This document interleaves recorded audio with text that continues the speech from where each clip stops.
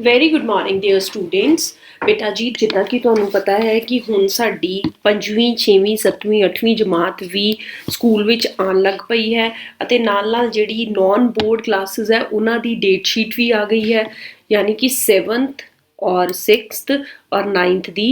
ਔਰ ਪਰ ਅਸੀਂ ਹੁਣ ਜਿਹੜਾ 8th ਕਲਾਸ 'ਤੇ ਵੀ ਬਹੁਤ ਸਾਰਾ ਐਮਫਸਿਸ ਦੇਣਾ ਹੈ ਬੇਟਾ ਜੀ।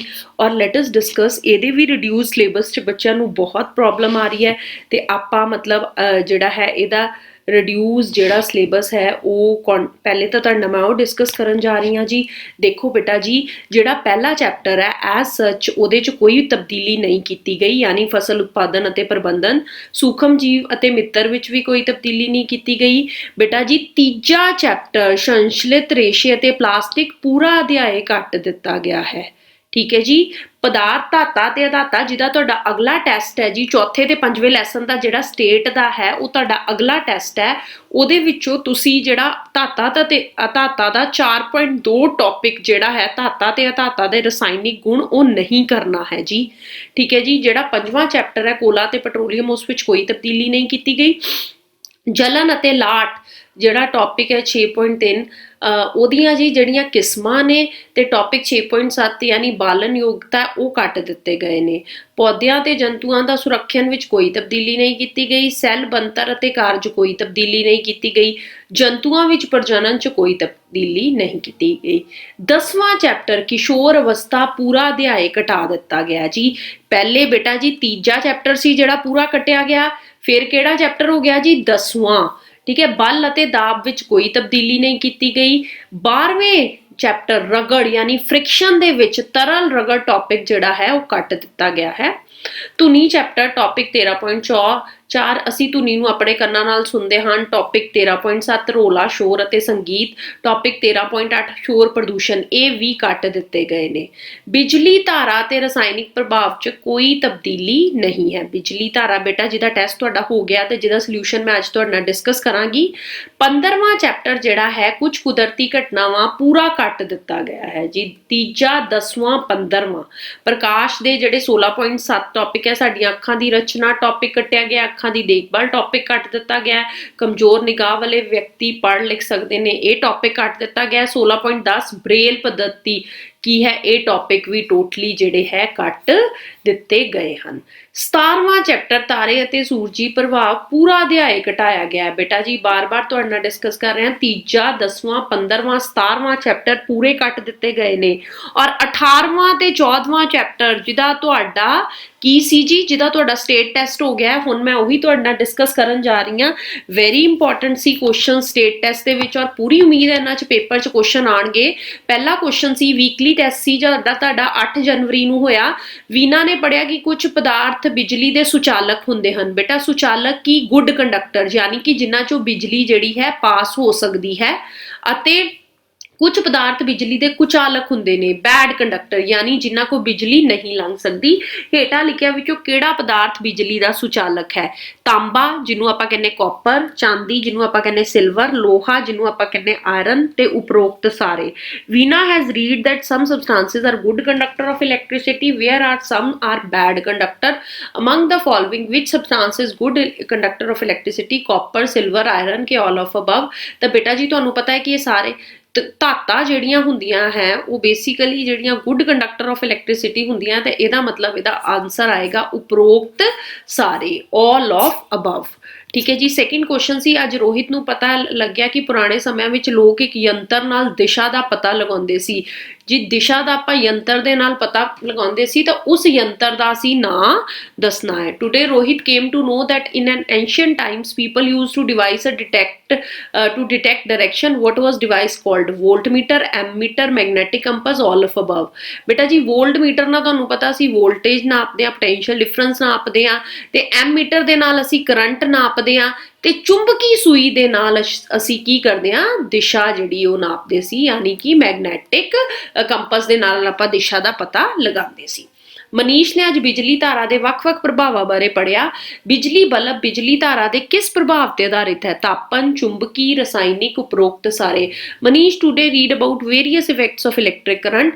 Electric bulb works on which effect of electric current? Heating effect, magnetic effect, chemical effect, all of above. ਤਾਂ ਬੇਟਾ ਜੀ ਤੁਹਾਨੂੰ ਇਹ ਪਤਾ ਕਿ ਬਲਬ ਜਿੱਦਾਂ ਹੀ ਬਿਜਲੀ ਅਸੀਂ ਦਿੰਦੇ ਹਾਂ ਤਾਂ ਬਲਬ ਜਿਹੜਾ ਉਹ ਕੀ ਹੁੰਦਾ ਹੈ ਜੀ, ਬਲਬ ਜਿਹੜਾ ਜਗ ਜਾਂਦਾ ਔਰ ਬੇਸਿਕਲੀ ਇਹ ਕਿਹੜੇ ਇਫੈਕਟ ਤੇ ਡਿਪੈਂਡ ਕਰਦਾ ਹੈ? ਤਾਪਨ ਪ੍ਰਭਾਵ, ਜਿਹਨੂੰ ਆਪਾਂ ਕੀ ਕਹਿੰਦੇ ਆ? Heating effect. ਕੀ ਕਹਿੰਦੇ ਆ? Heating effect. ਚੌਥੇ ਕੁਐਸਚਨ ਦੀ ਗੱਲ ਕਰਾਂਗੀ। ਨੀਤਾ ਦੀ ਮਾਤਾ ਜੀ ਨੇ ਅੱਜ ਸੋਨੇ ਦੀ ਪਰਤ ਵਾਲੀ ਚਾਂਦੀ ਦੇ ਗਹਿਣੇ ਲੈ ਕੇ ਆਏ। ਅੱਛਾ ਜੀ, ਚਾਂਦੀ ਦੇ ਗਹਿਣੇ ਸੀ ਪਰ ਪਰਤ ਕਾਦੀ ਚੜੀ ਹੋਈ ਸੀ? ਸੋਨੇ ਦੀ। ਇੱਕ ਧਾਤ ਦੀ ਸਤ੍ਹਾ ਉੱਤੇ ਦੂਜੀ ਧਾਤ ਦੀ ਪਰਤ ਚੜਾਉਣ ਦੀ ਪ੍ਰਕਿਰਿਆ ਨੂੰ ਕੀ ਕਹਿੰਦੇ ਆ ਬੇਟਾ ਜੀ? ਯਾਨੀ ਕਿ ਇੱਕ ਧਾਤ ਤੇ ਆਪਾਂ ਕਹਿੰਦੇ ਨਾ ਕਿ ਇਟ ਇਜ਼ ਗੋਲਡ ਪਲੇਟਡ, ਹਨਾ। ਜਿੱਦਾਂ ਕਿ ਦੇਖੋ, Neeta mothers today brought a gold plated silver jewellery. What is the process of plating one metal on another metal? Vaporization, electroplating, distillation, all of above. ਤਾਂ ਬੇਟਾ ਜੀ ਇਹ ਕਿਹੜੀ ਕਿਰਿਆ ਹੁੰਦੀ ਹੈ? ਬਿਜਲੀ ਮੁਲਾਮਾਕਰਨ, ਯਾਨੀ ਕਿ ਇਲੈਕਟ੍ਰੋਪਲੇਟਿੰਗ। ਗੰਗਾ ਕਾਰਜ ਪਰਿਯੋਜਨਾ ਕਿਹੜੇ ਸਾਲ ਵਿੱਚ ਸ਼ੁਰੂ ਕੀਤੀ ਗਈ? ਠੀਕ ਹੈ ਜੀ, 1982, 1988, 1987, 1985। Ganga action plan was initiated in which year? 1982, 1988, 1987, 1985।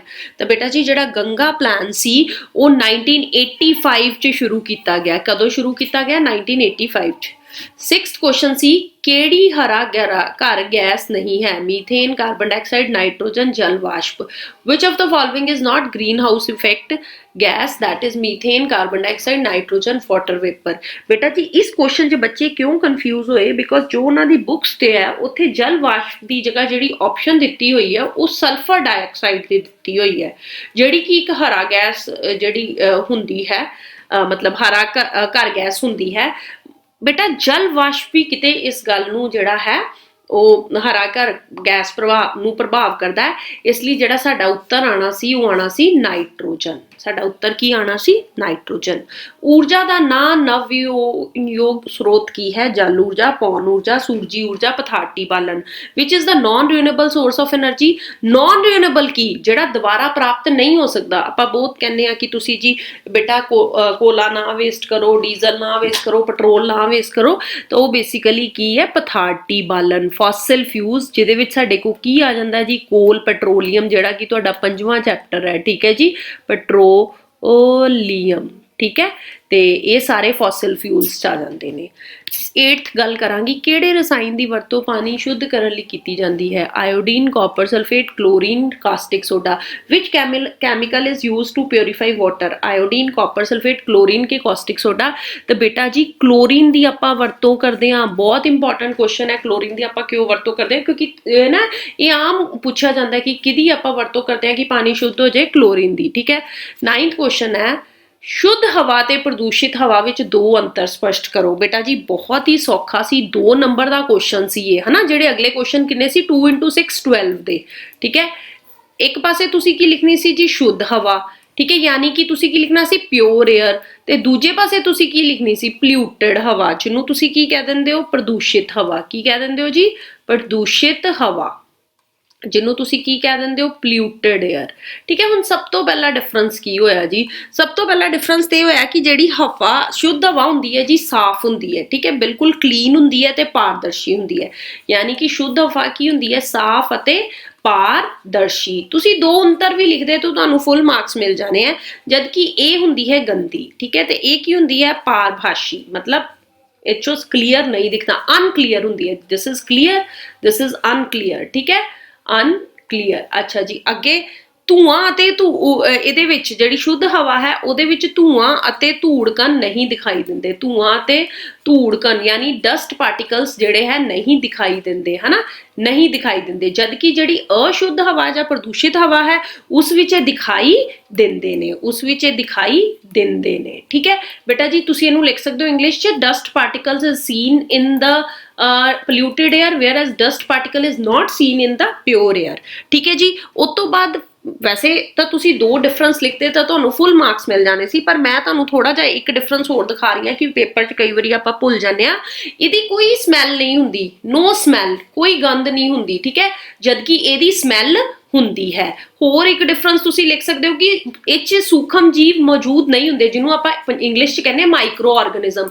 ਸੂਖਮ ਜੀਵ ਮੌਜੂਦ ਨਹੀਂ ਹੁੰਦੇ, ਠੀਕ ਹੈ, ਤੇ ਜਦਕਿ ਇਹਦੇ 'ਚ ਜਿਹੜੇ ਸੂਖਮ ਜੀਵ ਹੈ ਯਾਨੀ ਕਿ ਮਾਈਕਰੋ ਆਰਗੈਨਿਜ਼ਮ ਹੈ ਉਹ ਮੌਜੂਦ ਹੁੰਦੇ ਹੈ, ਠੀਕ ਹੈ ਜੀ। ਅੱਛਾ ਜੀ, ਅਗਲਾ ਕੁਐਸਚਨ ਸੀ CFCs। ਬੇਟਾ ਜੀ ਮੈਂ ਤੁਹਾਨੂੰ ਇੱਕ ਗੱਲ ਦੱਸਦਾ, ਤੁਹਾਡੇ ਪੇਪਰ ਦੇ ਵਿੱਚ CFC ਆਣਾ ਹੀ ਆਣਾ ਹੈ, ਬਿਕੋਜ਼ ਤੁਹਾਡੇ ਪੇਪਰ ਦੇ ਵਿੱਚ ਜਿਹੜਾ ਹੈ CFCs ਜਿਹੜਾ ਹੈ ਉਹ ਬਹੁਤ ਇੰਪੋਰਟੈਂਟ ਹੈ ਔਰ ਇਹ ਆਣਾ ਹੀ ਆਣਾ। ਸਭ ਤੋਂ ਪਹਿਲੇ ਤਾਂ ਤੁਸੀਂ ਇਹਦੀ ਫੁੱਲ ਫਾਰਮ ਦੇਖੋ ਜੀ। CFC ਨੂੰ ਆਪਾਂ ਕਹਿੰਦੇ ਆ ਕਲੋਰੋਫਲੋਰੋਕਾਰਬਨ।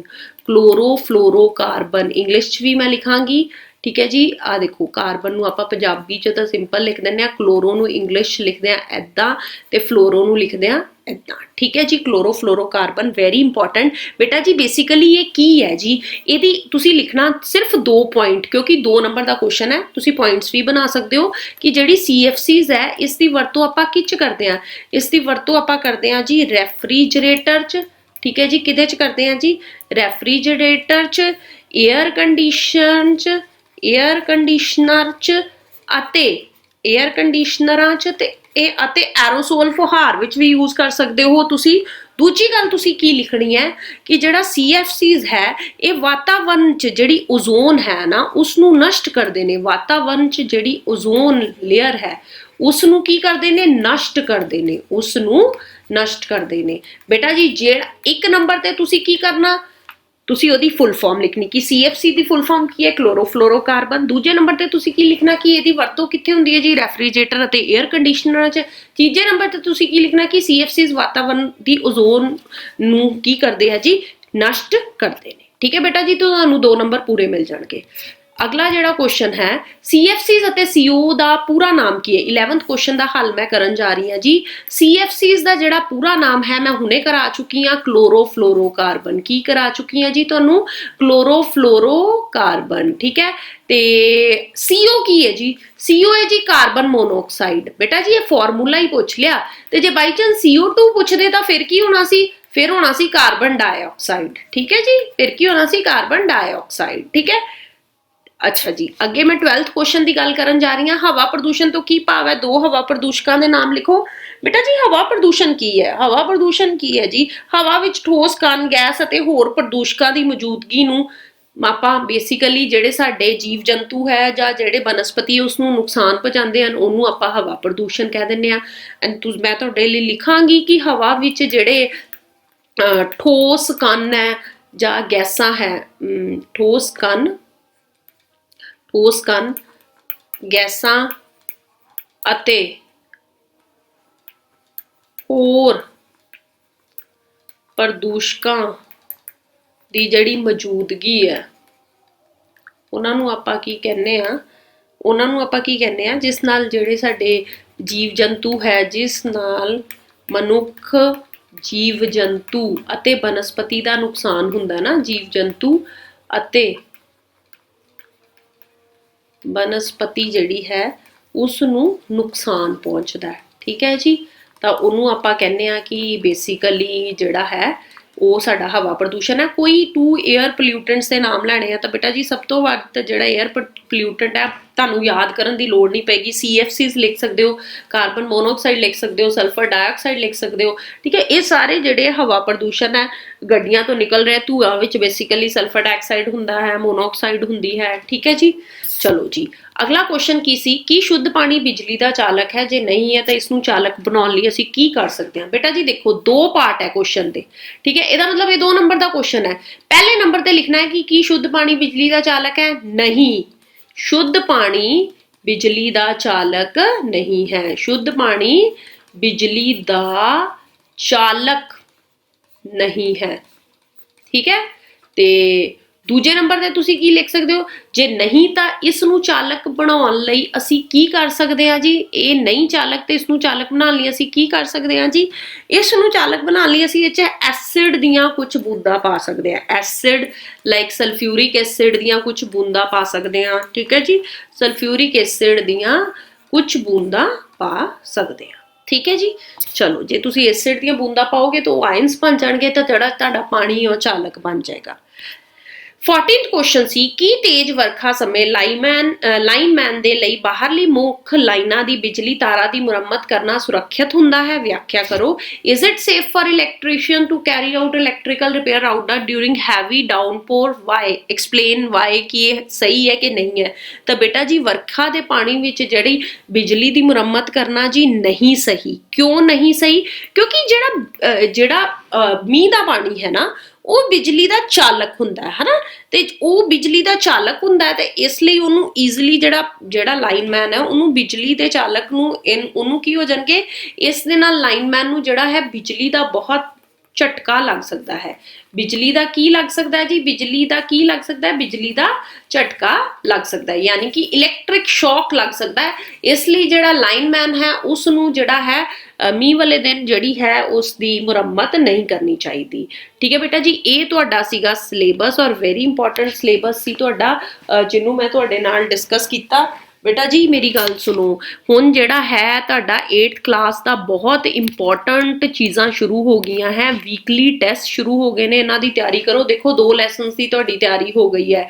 ਅਗਲੇ ਜਿਹੜੇ ਚੈਪਟਰ ਹੈ ਉਹ 5ਵਾਂ ਤੇ ਕਿਹੜਾ ਹੈ ਜੀ 4ਥਾ, ਉਹਦੀ ਤਿਆਰੀ ਅਸੀਂ ਕਰਵਾਵਾਂਗੇ। ਠੀਕ ਹੈ, ਟਿਲ ਦੈਨ ਬੇਟਾ ਜੀ ਰਿਵਾਈਜ਼ ਕਰੋ 4ਥੇ ਲੈਸਨ ਨੂੰ ਤੇ 5ਵੇਂ ਲੈਸਨ ਨੂੰ। Till then goodbye, take care, have a nice day.